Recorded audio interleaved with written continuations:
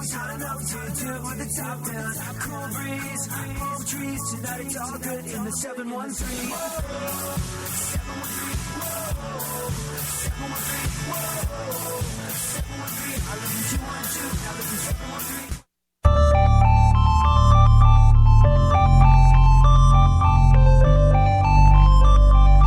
713. Back once again, AD on the radio.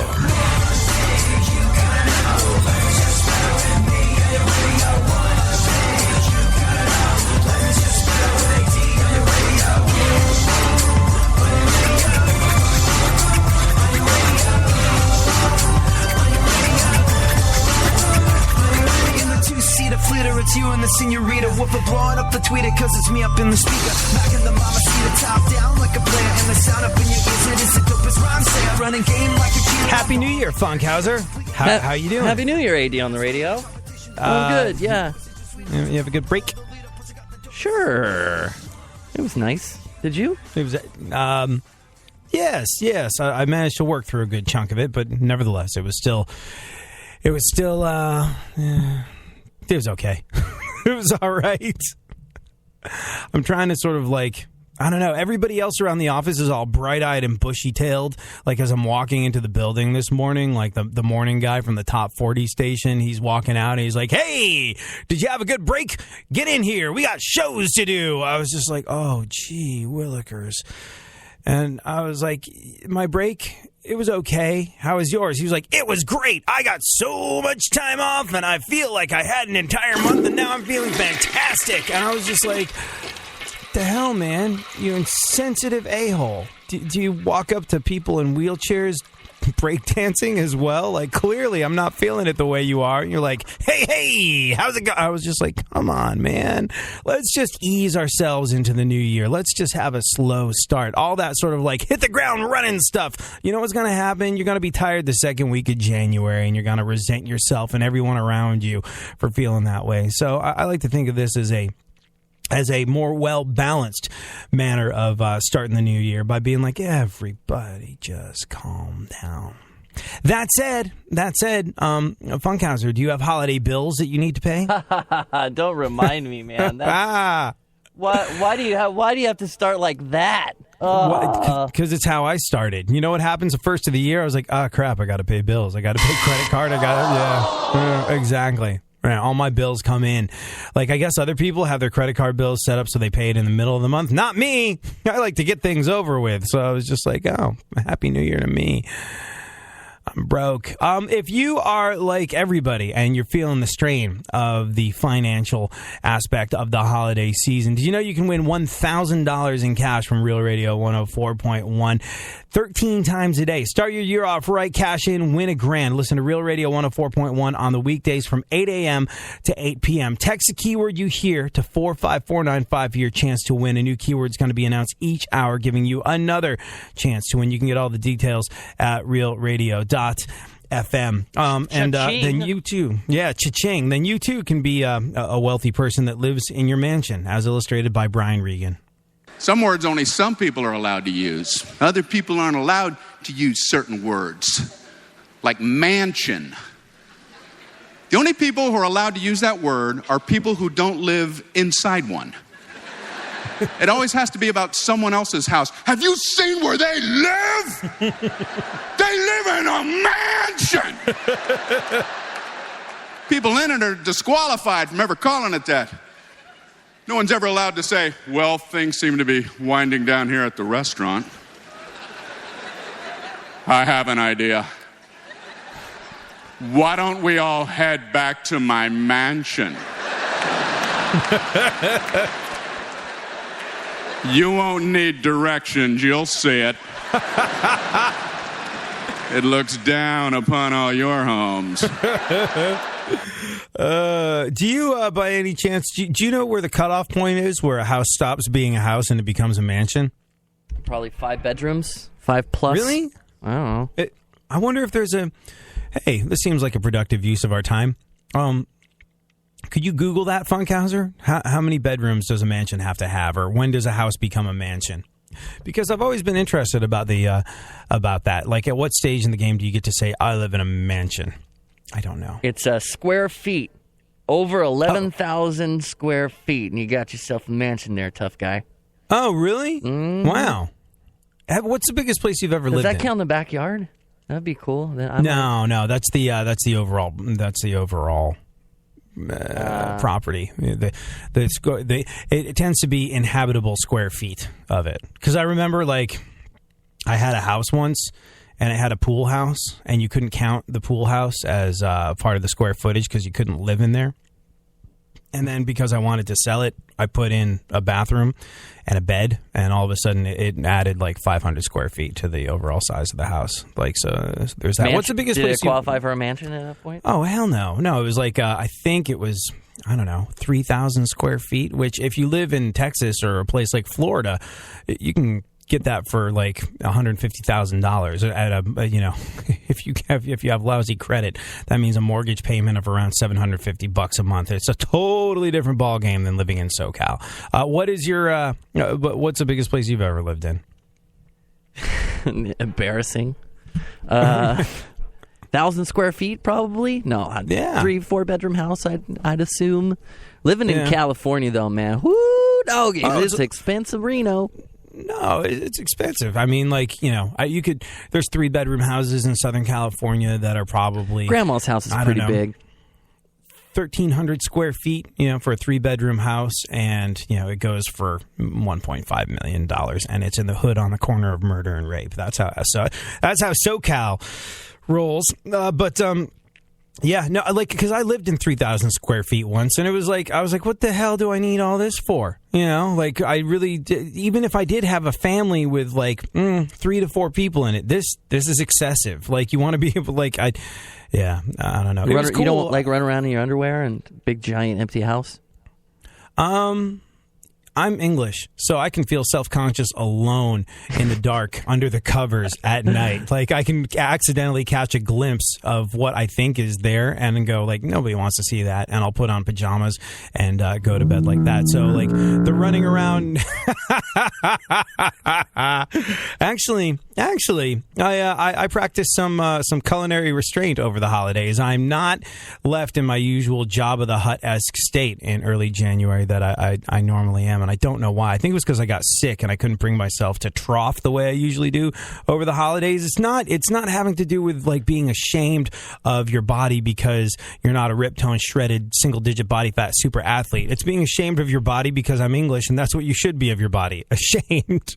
Nobody wants to see that, least of all you. So cover up. So no, running around in my underwear in a giant house was not good times. And you know what else is not good times? Paying the air conditioning bill. Like, the house itself was cheap. The mortgage on it was something that was pretty easy to handle because, it's Texas and it costs almost nothing to live in a place like that. But when you try and air condition in 3,000 square feet with high ceilings in one of the hottest, most humid places on the face of planet Earth, and you wind up with a $700 AC bill, you're like, maybe it's time to move. So, no, I'm not into excessive amounts of space anymore. I don't think. Get back to me on that one. Hey, what the hell is going on with the ranchers in Oregon? We'll get to that next.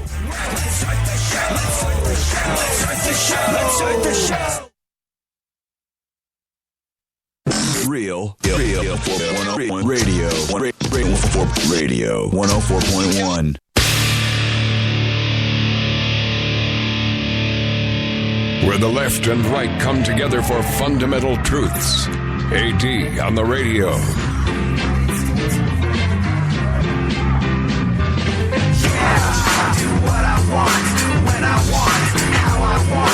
Every day you're going and working, running that rat race at that pace in that place will leave a bad taste for everyone working day after day. So buddy, I gotta say, there's gotta be a better way, yeah. And you do what they told ya. Company man, feel it, a mindless little soldier. How can you live like that and maintain your composure before it's begun? Your life's already freaking over. Yeah, I do what I want, when I want, how I want. So that, I want to be careful how I talk about this. I also want to be careful how I talk about this because there's some blanks to be filled in terms of information, in terms of knowing how this all went down that make me hesitant to jump in and call it one thing or another. And also, people are, these ranchers in Oregon, people are infuriated that they're not being called terrorists. They're being called a militia. Have you heard about this, Funkhauser? You've been following this? Have you been keeping up with what's going on? Oh, yeah. Or hashtag Oregon under attack. I saw it on Twitter. Yeah. That's where I get my news lately when you're not here. So another militia standoff, or call it, you know what's funny? Because, like, all right, they have guns and they took over a government building. And that, to a lot of people, spells out terrorism, and understandably so. But they're not being called terrorists by the media. They're being called a militia, or a bunch of ranchers, or an armed group, or something of that nature. But the T word has not been applied to these individuals yet, and I don't know. I think you need bigger stones to do something that qualifies as terrorism. And what these guys did, we'll see how it all plays out. But yeah, I don't know. Right now, a lot of people are calling it a militia standoff. And in case you're not familiar with what exactly went down, this one happened in rural eastern Oregon. And activists, you want to call them that? You want to call it? You know what my favorite? Have you heard the expressions describing them, Funkhauser? This is like the best part, the best thing to come out of this, because I don't see anything productive happening with this whatsoever. Just it seems, yeah. What's your favorite? Oh, you know, they call them patriots and stupid stuff like that. I don't know. I like to call them, Western Idahoans. There's because the Oregon, the Oregon's too weird for this. I think they come in from other parts of the world. I've heard them called Y'all-Qaeda. What's the other one that I really like? Y'all-Qaeda. My favorite one is Vanilla ISIS. It's very well played. Anyways, they've taken control of a wildlife refuge building in order to protest the fate of 2 ranchers that are supposed to be on the way to jail. The 3 of the Nevada ranchers, Cliven Bundy's sons. Cliven? How do you pronounce this guy's name? Yeah, I don't know there. Yeah. Crazy. They claim are 150 militia members. They've occupied this federal building in eastern Oregon. They're believed to be heavily armed. Let me play some appropriate music behind it, by the way. Oh, okay. Yes. According to the Oregonian, the group seized the headquarters building at Malheur? Help me out with the pronunciation. It's a bird sanctuary, dude. Yeah, it's a bird sanctuary. They made a big political statement by taking over a bird sanctuary. Now, understand this. I am not trying to lessen the principles upon which this are based. I think what little I know about this, what little everyone knows about this, because the details are extremely tough to fill in. There's so many people on both sides weighing in all heavy-handed at the moment, and you don't know yet. So let's just take a breath and see how this all plays out before we leap to any sort of... No, keep up with the music, Funkhauser. I like that. Let's take a breath before we leap into any sort of like ill-informed conclusion about what exactly is going on. But yeah, a bunch of armed guys have taken over a bird sanctuary at a National Wildlife Refuge about 50 miles outside of Burns, Oregon. Oh, you finally get to use your goose, Funkhauser. Finally, your goose that you were so proud of digging up. That particular sound effect makes sense. Good job. You're like, yes, I knew it would be relevant at some point. And look, I understand. I definitely understand some of the principles upon which they are acting. But it's like a lot of what I find, a lot of the Tea Party stuff.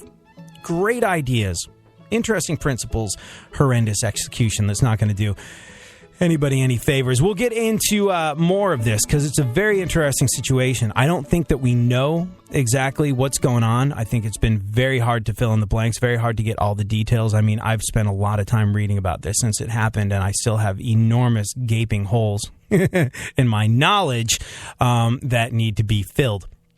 And I think everybody does.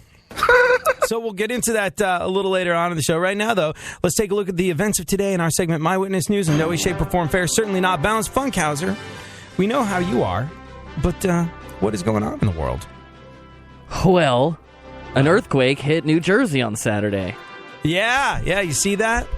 No, I didn't know that's possible. Yeah, so when I first moved back to America from England. I was all worried. Like, me and my band, we got a record deal. We came to America, and we're like, where are we going to settle? Well, our management appears to be based in New York, and our record label is based in Los Angeles. We should probably just stay in New York, and near our management, so we can go in and be like, hey, what's going on? Get us a tour or something like that. And so we stayed in New York, and also, they don't have earthquakes in England, really, and all the guys in the band were scared of earthquakes, and like, yeah, we don't want to live there. And a couple of people told us, like, there's a big fault line that runs down the East Coast, and New York, New Jersey area is in line for the big one. But yeah, earthquake hit New Jersey on Saturday. 2 days later, Chris Christie still jiggling. So laughably call music. That's not what the word music means. That's not how you use it. You gave it a shot. You tried your best. Your best yourself was not enough. So hang it up. Just give it up. It's time somebody let you know that you will never be good enough. You will never be one of us. You will never be good enough. You know why? Your parents just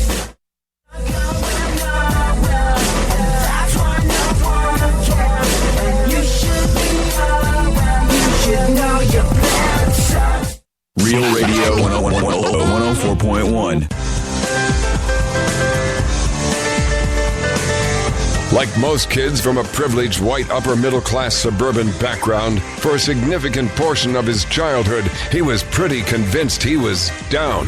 AD on the radio. let's go. Talking that mess, better act like you know. Let's go tonight. Walk away, punk, yeah, bitch. That's right, I know this. You're nothing but a punk, bitch. You're nothing but a punk, bitch. So walk away, yeah, yeah. You've been talking about me for a long time. Roy Shelton says the bird sanctuary is symbolic. The ranchers are taking over. The armed ranchers are taking over. They are letting their freedom fly free. See what you did there. Extraordinarily well played, sir. We'll get into a little bit more. It's a very, very interesting situation, and I don't think they're necessarily going to accomplish anything. But the big argument that's happening, the big argument that is happening right now in the press with regard to, well, it's not even the press, because the press are steering clear of the controversy. There's a lot of people on social media going like, the cowards at the Washington Post are calling them a militia when they are terrorists. Use the T word. Cowardly media. Meh. And there's this whole sort of like online debate raging about whether they're a militia or whether they're terrorists or what the hell they are. Are they criminals, or is this sanctioned by the Second Amendment in the Constitution, their actions? And that is what I think is going to be the interesting part of this. I don't think that a bunch of guys with guns hanging out in a wildlife sanctuary in the middle of nowhere is going to accomplish anything. I would imagine, good, leave them there. Yeah, gather all the idiots in one easily scuttable place is what I imagine the authorities are thinking to themselves at this point. And I'm not saying they're idiots, but I'm thinking this is probably the rhetoric. But what happens to the northwestern Pacific Island blue jay that lives there? And it's interesting. I think it was the sanctuary, man. You know what? Let's get through the news, because this is actually a very, very interesting story. And the conservation aspects of it are just as interesting as everything else, because it's a stopover point for migratory birds, some of which are endangered. And what does this have to do with two ranchers going back to jail because they set some land on fire at some point? Like I said, there's a lot of levels to this, so let's give it a good old whack and attempt to understand it in its entirety a little later on in the show. What else is going on in the world, Funkhauser? Star Wars The Force Awakens is on its way to becoming the most successful movie of all time. So now that everybody's seen it, can I please freaking talk about it on Facebook? Have you seen it? I have not seen it, no. Because you haven't seen a single Star Wars movie, have you? No, I saw one. I saw four. I mean, the fourth one. Four. First one. The fourth one. Star Wars. Yeah. Okay. Yeah, you might enjoy it. I don't know. Like, it's good. It's really, really good. I mean, everybody's seen it at this stage in the game, but you know what? It was very satisfying to watch. I liked everything about it. There were a couple of questions, a couple of things that bothered me about it, and if for some reason you haven't seen it, I won't spoil it for you. But all the questions that I had, all the things that made no sense to me, that seemed to me to be sort of cutting corners in terms of storytelling, apparently there's going to be explanations to that in the sequel, so I am satisfied. Not that it matters one way or another, because it is on the way to becoming the most successful movie of all time. What else? Well, click. Hold on, click. George Lucas complained that Disney wasn't interested in his ideas for the new Star Wars trilogy. Yeah, to which Disney replied, "Did you catch the prequels, dude?" Everybody's saying that the very first line of the movie is a dig at George Lucas, where like the first thing you hear anyone say is something along the lines of, "This will make everything right," or this will right the past wrongs," or something like that. And everyone's saying like, okay, that was clearly a jab at George Lucas. But you know what? Take the rough with the smooth, bitch. You got $4 billion for Star Wars when you sold it to Disney, and that doesn't. When you get $4 billion, I don't think you're allowed to complain about anything ever at all whatsoever. Go on. Rumors continue to circulate that Guns N' Roses are reuniting. Yeah. Mm-hmm. The original lineup of Guns N' Roses is supposedly getting back together, or the classic lineup. Nobody's sure about whether or not this is going to involve Izzy Stradlin, the original rhythm guitar player, and nobody's sure if it's going to involve Matt Sorum, Matt Sorum is the guy that replaced Steven Adler. Steven Adler, the original drummer. And if they shut Steven Adler out of it, that guy, I'd actually be legitimately worried about that guy, because like he's built his life for the last however many decades on the idea that the classic original lineup of Guns N' Roses is going to get back together, and he's going to have, reparations not only to his life but to his bank account. And if he's left out of it, oof, that could be a big one. The rumors are floating around that they are looking at getting $8 to $9 million per show when they reunite. Wow. By the way, the all the press that we've been reading about this would suggest that the reunions happening in 2016. Axl is just being told that by Slash, so he shows up in time for the show, which is actually going to happen in 2017. You know what apparently was the huge unspoken divide between Slash and Axl? They could never really get it. They can never really kind of beat it out of either of them. Can I guess? Yeah, go for it. Is it hair apparel? No. Is it girls? No. Then I don't know. It was the one gloved one. Apparently, they were mad about Michael Jackson. It's true. So, like, Slash, I don't know if you remember this, but Slash worked with Michael Jackson. He played guitar on Black or White. He appeared live with him a bunch of times on TV as well, and that was apparently not okay with Axl, because this happened around the time where there were questions around, did Michael Jackson do inappropriate things to kids? And allegedly, and it's highly irresponsible broadcasting to be talking about it, this unconfirmed stage in the game, but what the hell do you expect? This is the AD show. You're not listening to responsible broadcasting. But the rumor and speculation about it has to do with the fact that Axl Rose, I guess back in the day, was abused, molested, something along those lines.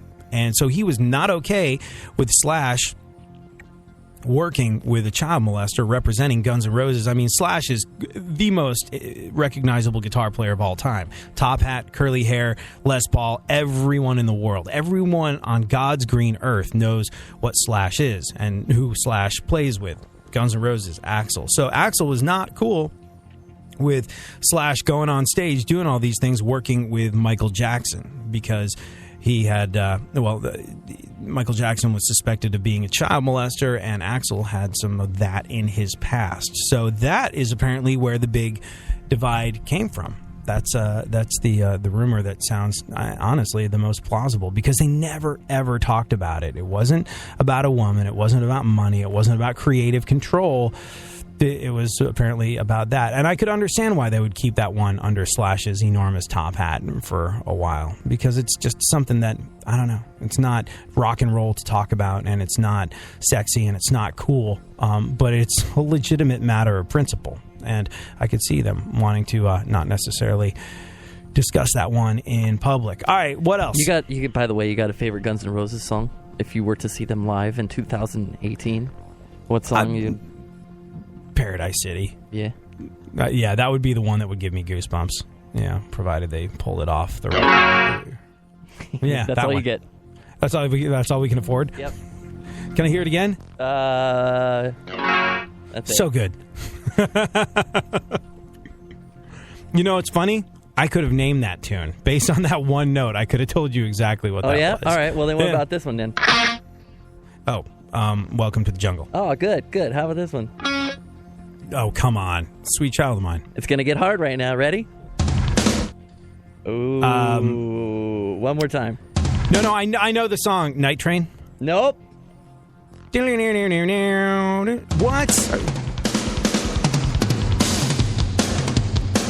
Oh. What? That's not off of Appetite for Destruction, is it? Dude, it's off my computer. I don't know.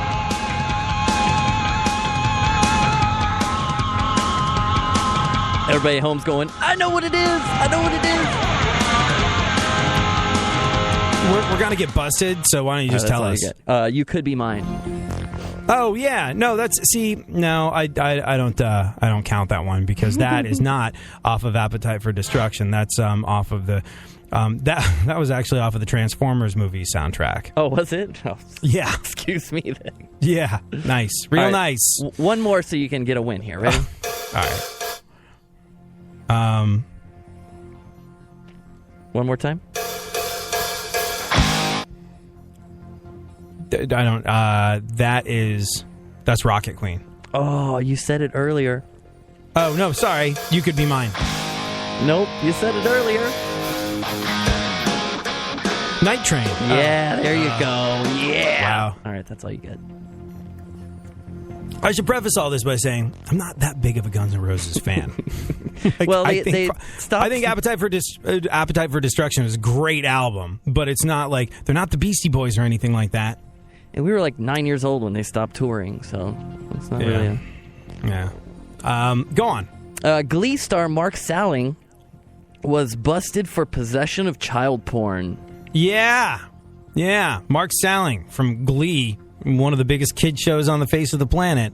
It is for kids, right? I never never suffered through an episode of it. I just saw, like, I would see 15 seconds, 20 seconds, 30 seconds here or there and be like, well, this is terrible. But that's who that show is aimed at, right? I guess so. Tweens? Sure. Tweens and their single parents, probably. I remember, like, there was a big to-do about this, actually, because they wanted to use a Foo Fighters song, and Dave Grohl was like, no. I don't know. Just no, it's not. No, I don't want you to use one of my songs. This is not what we're about, and this is not what. No, I don't want it. No.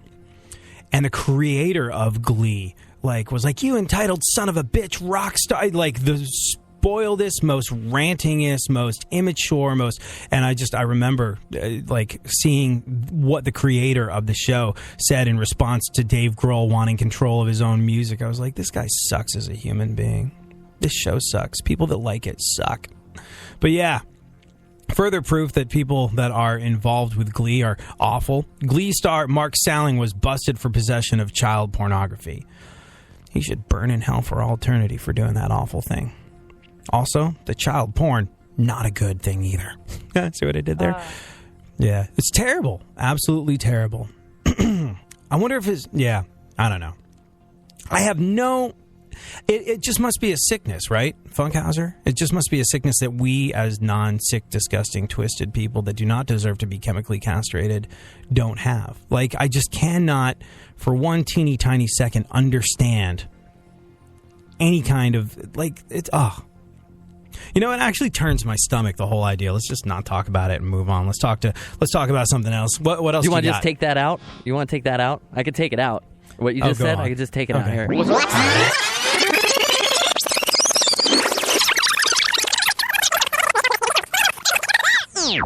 Okay. How's that? Can I borrow that for when I'm talking to girls? Saying things I shouldn't be saying? Things that ruin my chances of ever getting to see and or touch a boob? Like, does that just erase everything stupid that you said? All right, cool. What else?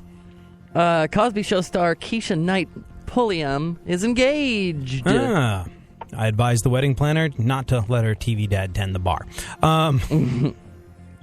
And that's really all the news related to cast members of The Cosby Show that there is on this planet. So let's move on. What else? Britney Spears bruised her forehead by walking into a pole. Bop, bop. What was she doing in Eastern Europe? Yeah, apparently she exhibited, they're saying, erratic behavior and slurred speech. And then she walked into a pole. Go on. Thanks for that. Let's see. The voice of Boba Fett died in L.A. at age 95. Yeah, the guy that was the voice of Boba Fett in Star Wars died at age 95 in Los Angeles. Meanwhile, if you ate the way many people ate over the last couple of weeks, the body of Jabba the Hutt continues to stare back at you in the mirror. Go on. Alabama will play Clemson for the NCAA championship in Arizona. What does that mean? Yeah. College sports. But Alabama going to be playing Clemson at the NCAA championship. The game's going to be attended by 70,000 fans. Collectively, four teeth between all of them. Go on. Words and phrases people want to see abolished in 2016 include join the conversation, break the internet, and walk it back. Other words that I think some people would like to see abolished in 2016 are the words leading Republican presidential candidate Donald Trump. You know... Good luck with that. I don't know, man. We don't have time to get into the whys and wherefores of Trump, but something interesting happens when you compare what Donald Trump has been talking about with regard to people of the Islamic faith and the most peace-loving president of our lifetime. What is it? Who are we talking about? We'll get to that next.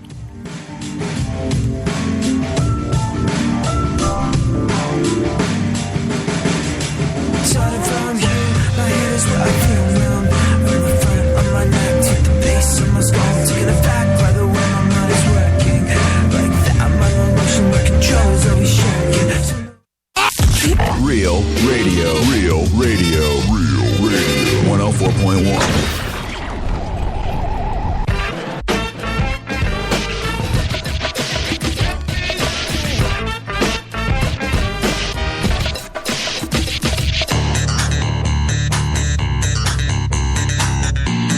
Now, more AD on the radio. Back once again, the ill behavior, delivering and giving you a musical savior. Back once again, it's your boy AD again. Nobody rock a party better than me. Back once again, the ill behavior, delivering and giving you a musical savior. Back once again, it's your boy AD again. Nobody rock a party better than me.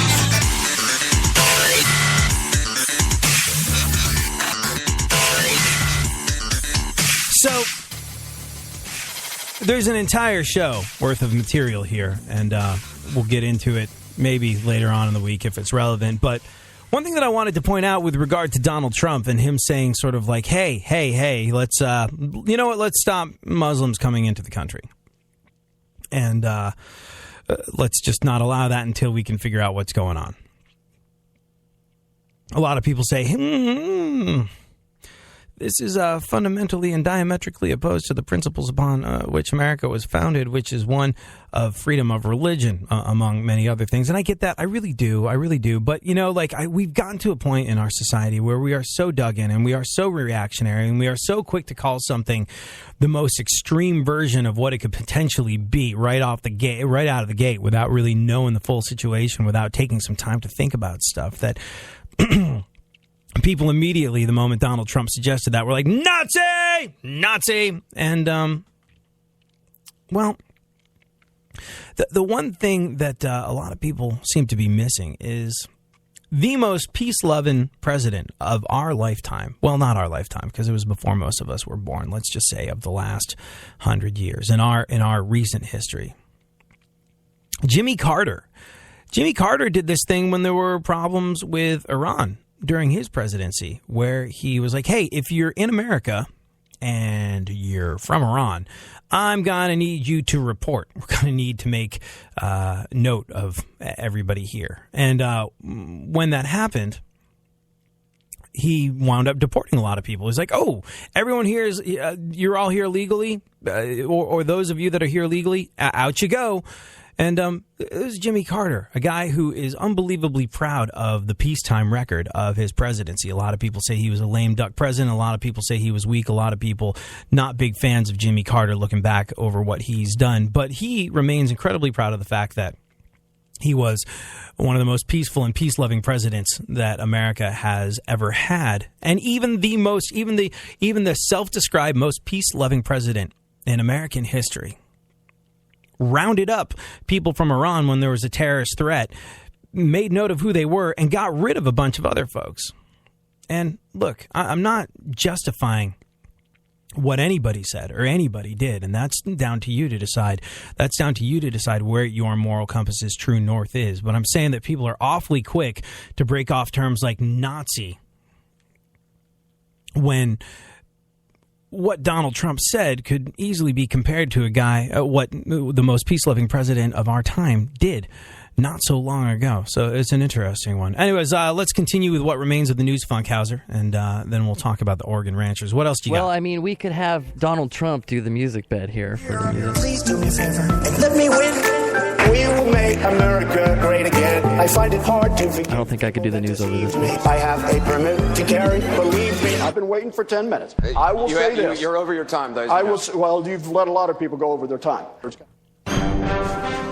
Anyway, there's a lot of cool Donald Trump things showing up on the I'm internet. surprised he hasn't been auto-tuned. Is that the first time Donald Trump's been auto-tuned? I It think seems like so. something I think those auto-tune the news guys would have gotten on straight away. We've got to be tough. I'm killing everybody like a rocket ship. I will be the greatest. Some Mexicans, the rapists. I'm the real greatest. Oh my God. Why is this just being brought to my attention now? Holy crap. All right, go on. Donald Trump says President Obama created ISIS. Oh, you know, based on everything else that Donald Trump says, this would explain why ISIS is so inefficient and way over budget. Go on. Some Mexicans, the rapists. I'm the real greatest. You can't do that. I love Mexicans, the rapists. You can't do that when I got a mouthful of coffee. Oh, my God.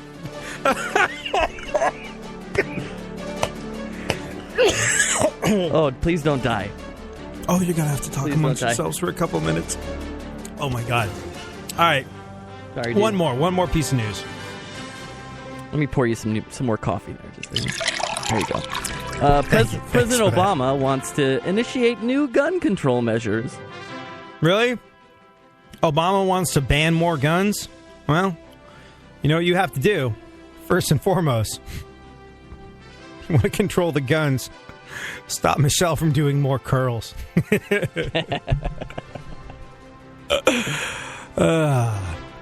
So people weighing in on Twitter.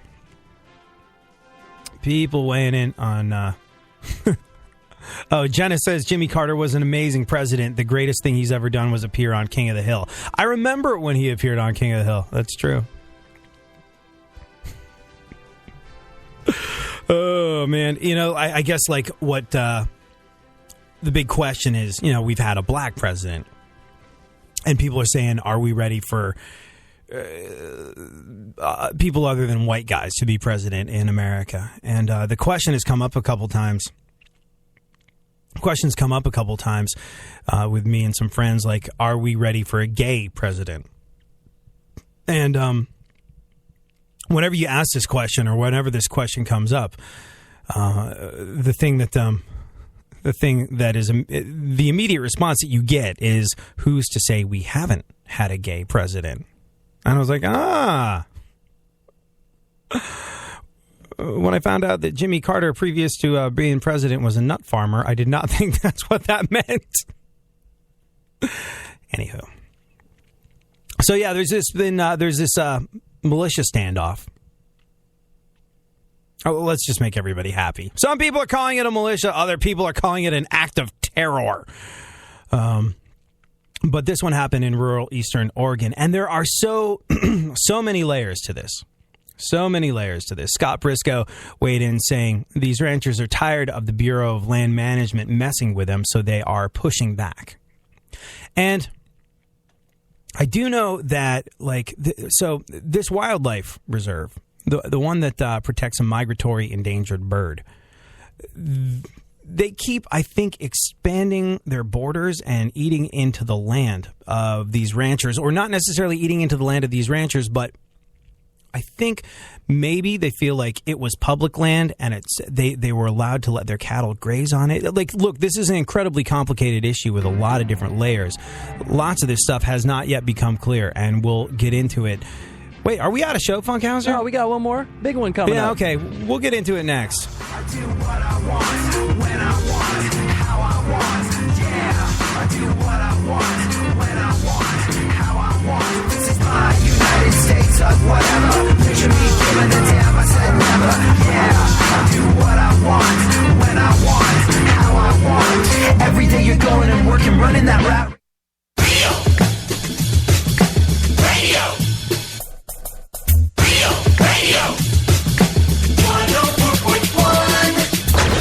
Hey, this is Sam Firestein, and you're listening to 80 on the radio. Now, someone who everybody wants to punch in the face. AD on the radio.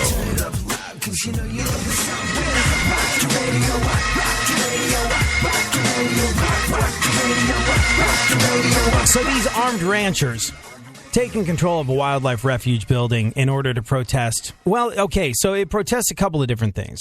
They're protesting the fate of 2 ranchers who are supposed to be on the way to jail.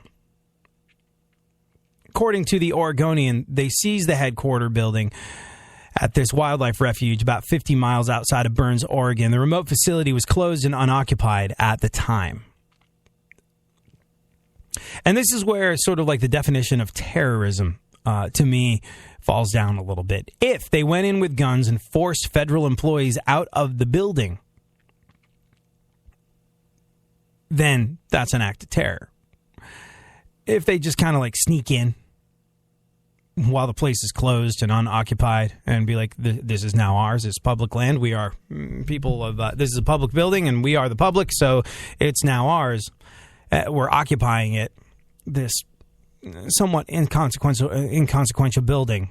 Well, terrorism requires bigger stones than the ones on display in that particular act, I think. So, look, time will tell. We'll see how this plays out. Literally anything could happen, and I don't want to speak too quickly on any of this because I think if there's one thing that ails our society like you wouldn't freaking believe in this day and age, it's people jumping to conclusions just so they have something to scream about on Facebook. Does that feel good? Yeah, it does, and that's why people do it. Get into a room full of people that agree with you called the internet, say something, get that little dopamine hit off of other people that want to jump to conclusions and their likes on your post, and you feel good about yourself, and that's all well and good, and you should feel good about yourself, but it's not the best way to go about things. So, like I say, we reserve a little bit of judgment until we get more details. But these guys, the Bundys, historically speaking, not a good name.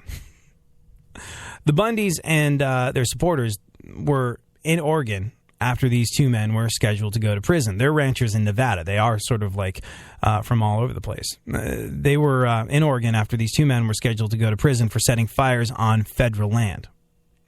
The case has caused this big old stir in eastern Oregon because the 2 men were charged under anti-terrorism laws. These ranchers, Dwight Hammond and his son Stephen, they were convicted of arson. They set 2 fires over a decade ago. These burned on parts of the federal wildlife refuge near their property. Now, they claim the fires were to reduce the growth of invasive plants and protect their property from wildfires. Whereas the people that were charging them said, no, you're setting the wildfires to cover up the fact that you're poachers. Anyways, whatever the case may be, they were convicted of the arson 3 years ago, and they served time. The father did 3 months. The son did a year. But a judge ruled that their terms were too short under federal law. I think arsonists are required to serve 5 years under federal law, and they serve significantly less than that. And they're like, all right, you got to go back to prison for 4 years each.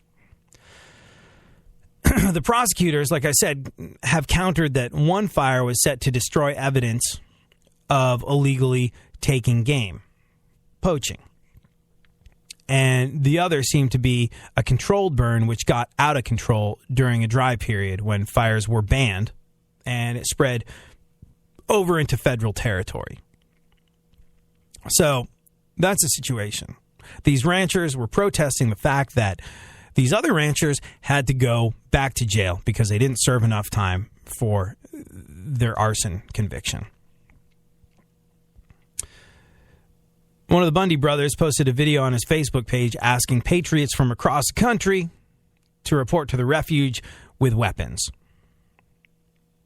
An investigative reporter for the Oregonian tweeted that Bundy wants to use the federal refuge as a militia base for years to come and called for anti-government supporters from around the country to come to the area. They say they're planning on staying there for years.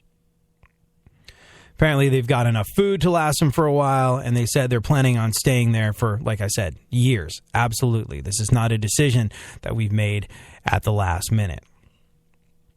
So that's what we know so far. And America being what America is at the moment, the thing that we seem to be most concerned with, that the zeitgeist of America seems to be most concerned with, is the label that we're putting on these guys. Are they terrorists? Are they a militia? And I think this is the truly interesting thing. This is the truly interesting part of the equation. When all the dust settles, and I would hazard a guess that this achieves extraordinarily little in the grand scheme of things. It's making a statement, yes. Is the execution of the statement that it's making the most productive way to go about things? I'm going to go with probably not. Because, I think a lot of folks are going to be quick to write these guys off as lunatics. And that's kind of a shame because, look, the idea of, and I don't think eminent domain comes into this, but the principle of eminent domain, that the government can just come in and take stuff if they decide it's necessary. Hey, I know that was yours, but we're taking it for government stuff, is, well, fundamentally un-American. And also not fair. It's just not fair. And I think that's what America has been based on. Look, America was made great by rule breakers. George Washington, Abraham Lincoln, Rosa Parks. All people that went, this is the status quo, and I respect rules, but we're going to have to break some of those rules to get to what is right. And I'm all in favor of that. I'm all in favor of Americans standing up for what they feel in their heart is right. It's a bit of an ill-conceived way to go about it, though, because I think that, I don't know, look, the idea of them losing land to a federal game reserve and it affecting their livelihood, there's a lot of factors at play here. But ultimately, taking food out of the mouths of ranchers in one of the poorest towns in America, it's not a good look. And how big does a wildlife reserve have to be to protect this endangered migratory bird that is protecting? Is it really necessary to keep expanding the borders of this? I'm not sure, and we're going to find all these details out as the days progress. This is going to be something that occupies an awful lot of our time unless a bigger story comes along. But these ranchers out in Nowheresville, I think the most interesting thing that's going to come from all of this is when the dust settles, when it's all over, when it's all done, the label that we put on these folks is going to be an interesting one, because the label that they are assigned will have to do with their futures. Is this an act of terrorism? Can they be charged under anti-terrorism laws? What's interesting is federal property is a big deal. I knew owners of a ma and pa store back in the day that put a mailbox in their store. They just, little ma and pa store, hardware store. And they had a mailbox put in their store. And I was like, why would you have a mailbox in a hardware store? And they were like, because that's federally owned. And a lot of criminals know that you don't mess with property that has a mailbox in it, because then it becomes a federal crime, and then you're going away for an awfully long time. So these guys have taken it upon themselves to seize a federal building. The implications for this are large ones. And I think the interesting part of the aftermath of all of this is going to be the label that they are assigned. Are they going to be charged as terrorists? Are they going to be charged as criminals? I mean, we'll wait and see if there's any violence or loss of life here. But are they those things, or are they protected by our Constitution and the Second Amendment, which says you can be a well-organized militia? That is the really, really interesting part of all of this. And like I said, lots of people super freaking angry by the fact that they're not being called terrorists. But we do have it in our Constitution that we can have guns so that when necessary we can form a well-organized militia. Now, sorry, I just got a tweet from Roy Shelton. You know how the main protagonists in this story are Bundys? Funkhauser? Yeah. The Bundy brothers? He just tweeted me a meme that said, "Damn it, Peg." It's Al Bundy with his hands down his pants. "Damn it, Peg, we're taking over the birds," and that's that. Oh, God. Anyways, that'll be the interesting thing.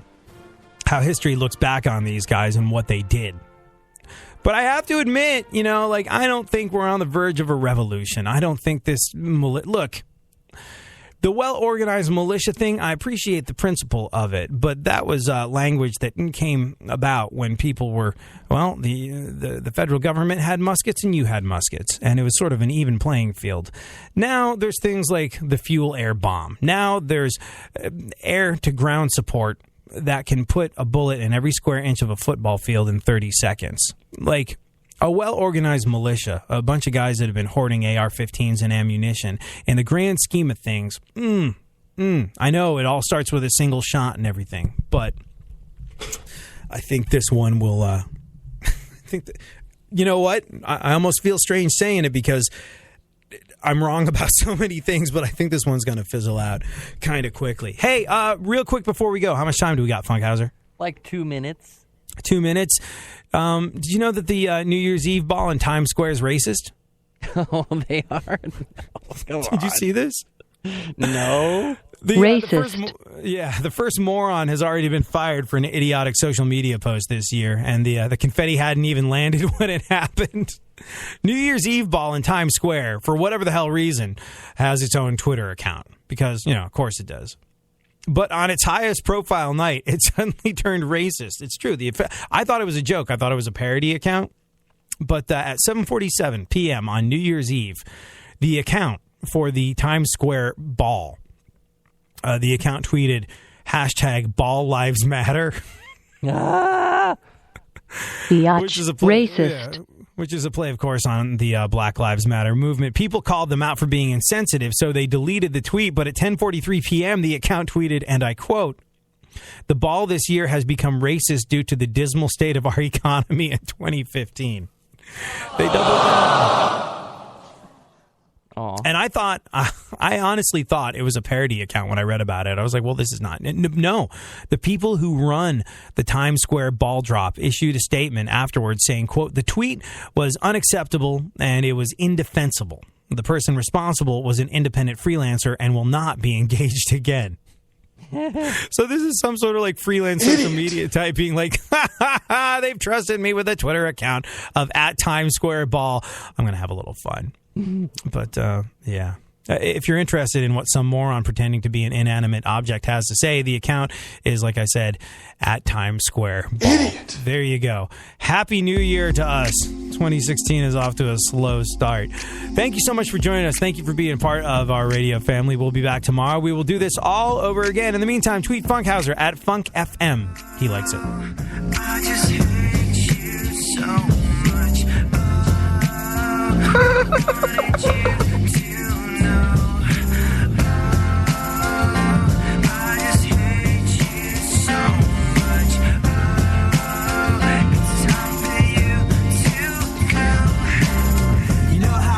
Times you feel like it's cool to turn the other cheek and give people the benefit of the doubt even when they don't deserve it.